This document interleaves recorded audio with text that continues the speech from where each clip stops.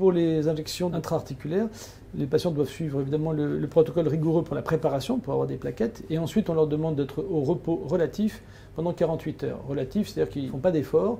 S'ils sentent qu'ils sont douloureux, s'ils en ont plein le dos, comme on pourrait le dire, ben ils se reposent, ils sont alités. S'ils trouvent qu'ils peuvent bouger un peu, ils ont le droit de déambuler, évidemment sans aucun effort. Le sport, c'est pas avant 3 à 6 semaines.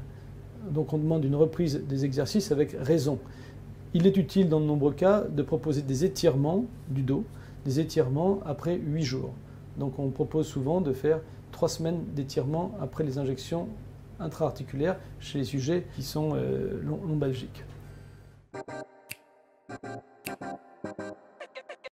On n'a jamais eu pas de phénomène allergique. Des phénomènes hyperalgiques, on en a eu très peu par rapport aux injections de cortisone. On réalise énormément d'infiltrations sur notre site tout le temps. Et donc on voit bien, on a sur des séries, on a quand même plus de 2000 infiltrations annuelles ici. Et on n'a pas eu d'effet indésirable avec les facteurs plaquettaires. Certains sujets peuvent avoir une douleur passagère, mais qui est beaucoup plus faible qu'avec la cortisone. Il n'y a pas les effets de microcristaux, d'accès aigu microcristallin comme on peut le connaître. On n'a pas eu de difficultés particulières, non.